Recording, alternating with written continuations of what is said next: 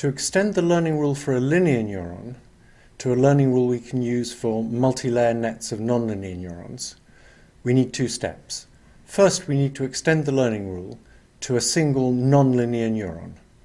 And we're going to use logistic neurons, although many other kinds of nonlinear neurons could be used instead. We're now going to generalize the learning rule for a linear neuron to a logistic neuron, which is a nonlinear neuron.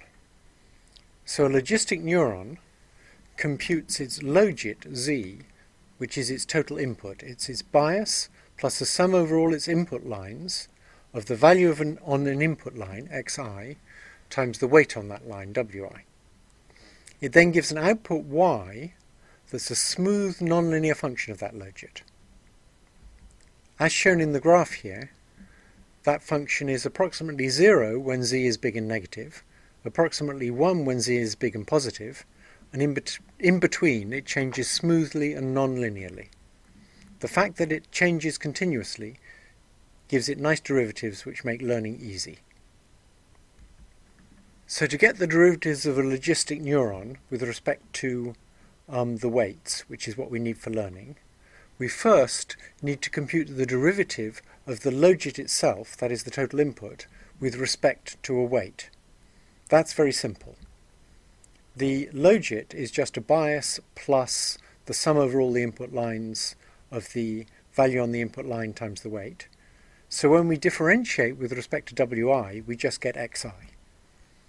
So the derivative of the logit with respect to wi is xi, and similarly, the derivative of the logit with respect to xi is wi.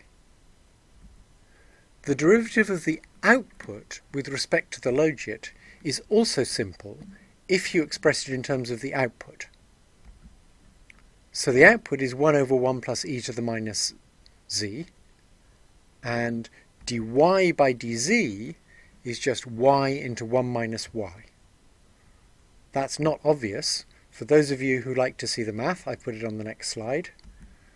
The math is tedious but perfectly straightforward, so you can go through it by yourself. Now that we've got the derivative of the output with respect to the logit and the derivative of the logit with respect to the weight, we can start to figure out the derivative of the output with respect to the weight. We just use the chain rule again. So dy by dw is dz by dw times dy by dz. And dz by dw, as we just saw, is xi. Dy by dz is y into 1 minus y. And so we now have the learning rule for a logistic neuron. We've got dy by dw, and all we need to do is use the chain rule once more and multiply it by de by dy, and we get something that looks very like the delta rule. So the way the error changes as we change a weight, de by dwi, is just the sum over all the training cases n of the value on an input line, xin, times the residual, the difference between the target and the output and the actual output of the neuron. But it's got this extra term in it which comes from the slope of the logistic function, which is yn into 1 minus yn. So a slight modification of the delta rule gives us the gradient descent learning rule for training a logistic unit.